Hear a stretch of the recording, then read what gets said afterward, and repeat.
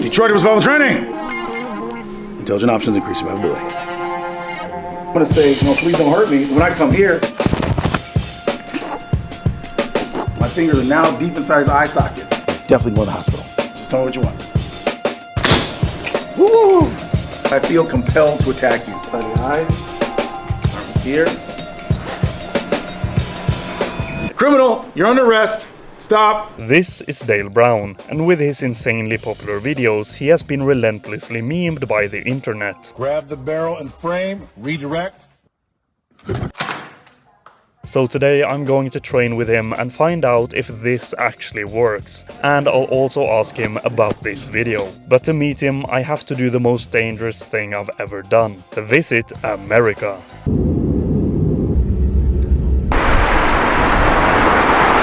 Just like press the button or?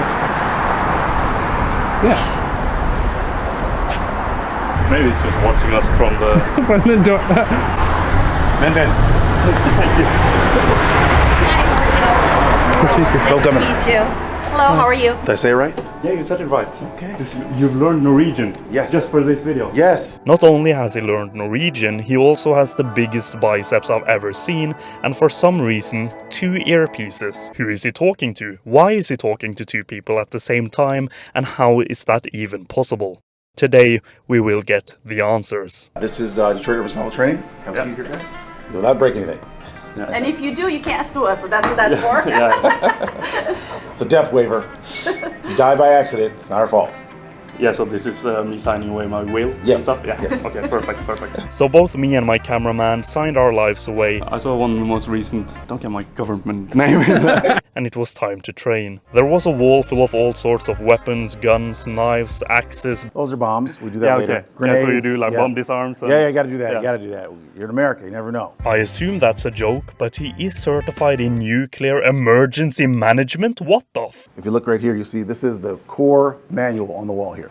We'll get to the gun disarm soon, but this was super interesting and really unexpected. If you know these things, you're gonna be 100% safer than you are right now. So this explains the system, psychology, law, and skill. It's a lot of information, so here is a quick summary for you and your broken attention span. Know the difference between innocent and threatening body language. Human behavior is compulsive and subconscious. So if a guy comes up and is like, I'm not gonna do anything, I just wanna talk to you for a second. You know, as soon as they do that, their head's like this, their eyes are like this means they're gonna attack you. In order for you to defend yourself and others successfully, you must know the law. Okay, and the law is interpretation, so people can interpret it differently than you. And that's why it's important to understand the law, because it's not really up to you and me. Yeah. It's up to how it's gonna look by the legal system. Like, for example, hands up and showing that you're not that. And backing away, right. So if you do research, go back through my videos, you'll see I always talk about psychology and law. Yeah, I've seen a few, but... Yeah, what happens is people don't really like that. So I use those guns and knives to make sure people are watching, and then I throw the law and psychology in there. Yeah. So to make them learn it. Because I also have a channel where I make short videos, and all of the time I try to make it like concise and sharp. Yes. And then people say, oh, you forgot to say this, you forgot to say this. And I'm like, I want to say it, but I can't. That happens. I mess my words up sometimes on videos, and they're like, well, what do you mean by that? Well, actually, I meant to say it this way. It's just a mess up. It's not a big deal. This is the overall method by which you protect anyone or anything. Yeah. Deter, detect, defend. You want to deter things. When someone looks at your house, someone looks at your family, your car, your city, your building, whatever it is, they should believe this is not a good victim. In other words, don't look goofy. Just looking goofy, right? Not intense, like you're not going anywhere, just walking aimlessly. What if we can't help but look goofy? You're gonna be fighting a lot. Oh, great. Yeah. So that's a good point, though. Some people just have a look, man. They have a lot of fights. You're like, the guy's like, this guy tried to attack me, and then someone started trouble over there, and that's not really your fault. Sometimes it's genetics. It's your family look. You just look. There's just something about you that just looks punchable. So, do I look punchable? I don't know. You tell me. If you know how you know. It's not up to us. It's up to what happens. So you must be walking confident enough in order for them, because you're not a big guy. You're taller, but you're not a big guy. Yeah. So you must be projecting well enough so that those guys who would start trouble won't want to start trouble with you. Yeah. That's how you know, is they don't. Right? Yeah, you have to remember that, Tyler, on the way back. Detroit's the most dangerous city in the United States. This is a terrible technique to grab all of the fingers It's really hard. Yeah. Yeah. But if you grab one finger, you can control the person. Yeah. Or one thumb. You know, the finger gives you control over people. One finger. So they grab here, instead of fighting my fist, all you do is push the thumb in. Ah, yes. You feel nothing on your side. It's very painful on this side. Tip here to the second knuckle. Hurts horrible. Yeah. Wait, do it again. I mean, no one ever pulled the groin, but pulling the groin stops the fighting. Yeah. I would imagine. Yeah. Yep. Good point. Wait, do it again. Why do you have to keep telling him to do it again? Always the worst ones. Yep. Sorry, I almost took your earpiece. Do you have 2 earpieces? No, this is called bone conduction. So your ear is not, it's actually ear free. So there's nothing in your ear, Okay. which means you can still hear what's around you while talking on the phone or listening to your music. So imagine if people had this on, they wouldn't get hit while they're riding bikes. They wouldn't get in trouble for ignoring police officers. If someone pulls a gun, you gotta know what to do. You have to know what to do, I'm sorry. In this world, people have guns, they have knives. You must know how to disarm those weapons. You don't want the first time you're actually facing off with a hammer or a Viking with a giant axe, double-sided axe. You don't want that to be the first time, just, you know. Yeah. When you're in Norway. You don't want the first Viking axe you encounter be a real one. Right. All right.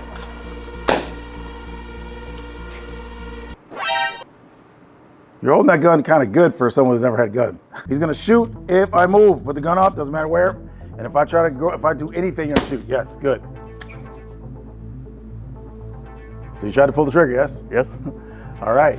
So the reason that works is because by the time your brain saw the movement, I was out of the way and I blocked the hammer at the same time I grabbed the cylinder. If it only has a cylinder that's covered here, that's hammerless, you grab the cylinder and it stops from firing. Intelligent options increase survivability. Another way to get a gun out of someone's hands is when you grab the weapon is to just stick your finger right here in the eye, right there, and they'll let it go. So the stronger I hate that eye. right, and the stronger they are, the faster they let it go. Yeah. Because that means the strength from the arm is going into the eye. Semi-automatic. Here we go. Detroit urban survival trait.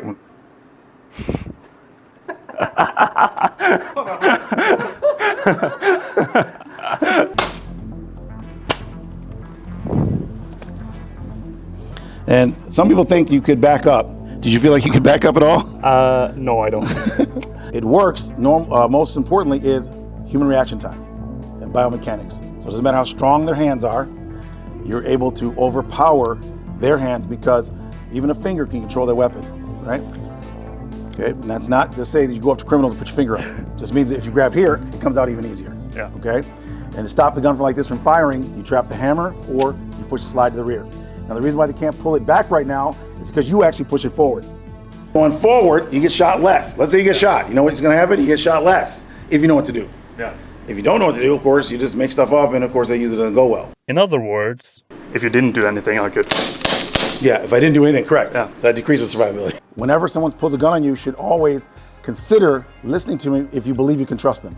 If you believe you can trust a violent criminal with a gun, then you should not resist. But if you decide to resist, we want you to have these intelligent options to increase your survivability. Your brain has to say, you know what, if someone hits me, stabs me, shoots me, I've still got to get in there, right? Because you know you're gonna get shot again if you don't. And if you get stabbed, you get shot, the only thing worse than getting stabbed or shot is what? Getting stabbed or shot more than once. Correct. If you're a boxer, you're probably gonna get punched. If someone has a knife, you're probably gonna get cut. If someone has a gun, you're probably gonna get shot. What you don't wanna do is get shot, stabbed, cut, beaten to death. I managed to hit him with one shot a few times, but he always ended up with the gun. So we got one shot there. Kind of went over here somewhere. Yeah. Would that end differently when the bullets are real? Maybe, but I can understand the minor complications of training with real bullets. And with the knife, I had no chance. He's gonna cut my throat if I try to grab the knife. By the time your brain sees that, it's already locked and it's being reversed. Will there be some small cut here? Possibly, but you'll survive. This guy there had to pull the gun back.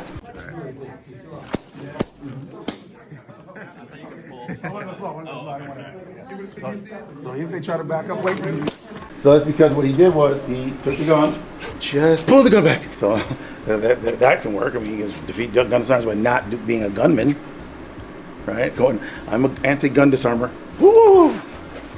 Right?